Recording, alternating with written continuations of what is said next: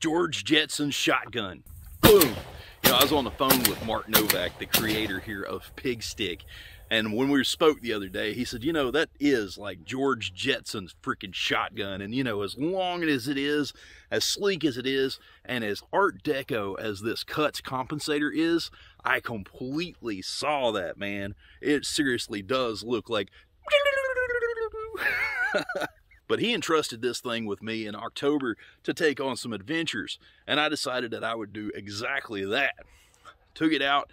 The first rounds that I tried with it were the Hornady American Whitetail. It's a 325 grain slug. They're getting quite a bit less than advertised velocity out of it, but I could hit a 3-inch circle at 100 yards. We're good.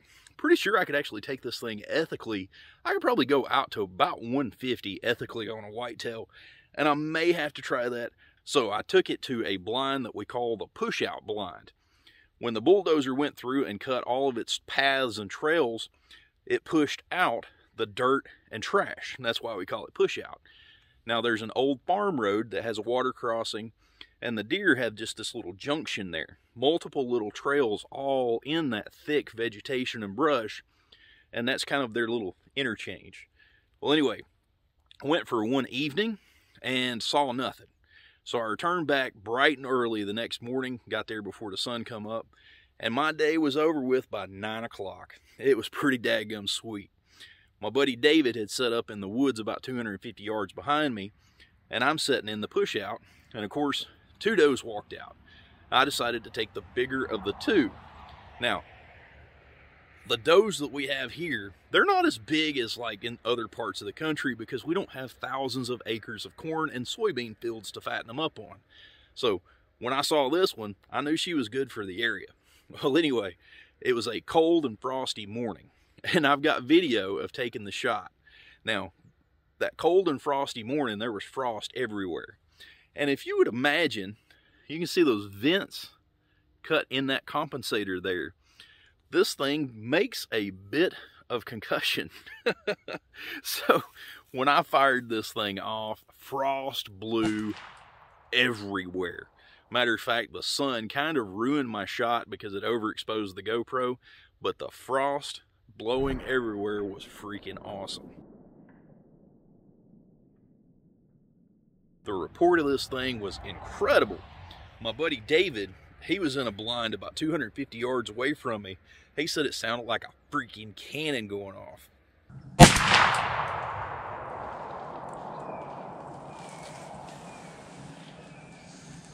And you can hear it in the video. It echoes all the way down the valley.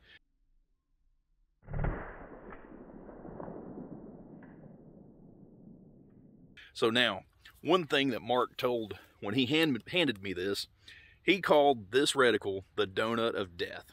And I will agree, because at 65 yards, the bread box of that deer, or the boiler room, that circle completely covered that bread box. So that's basically all I had to do, is put that circle on that deer and just go ahead and let it rip. And with it being in all that thick brush and vegetation, I basically wanted to get just as hard of a shot on her as I could. So I came forward to the vitals to go ahead and get both shoulders. Cost me a little bit of meat, but I didn't want to lose a whole deer. So we'll sacrifice a few pounds, well, a couple, 3 pounds, whatever, for being able to recover the whole deer. Because that brush, she can mire herself up in that brush and that undergrowth, period. And you just lose her, miss her. So anyway, it smacked her hard. What was funny, David, he come on the radio and he says, "Man, that sounded like a cannon." And I said, "Yeah, you could hear that thing echo all the way down the mountain." And he says, "That was unreal." He said, "What'd you hit?" And I said, "I got a good-sized doe." And he says, "Oh, okay, good. Where'd she go?" And I was like, "Well, you know, the thing is, I don't know if I hit her or not."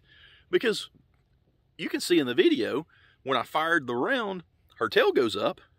But in real life, I watched her just nonchalantly walk off. Like she wasn't in a hurry. She didn't act hurt. She didn't act scared. She just walked off.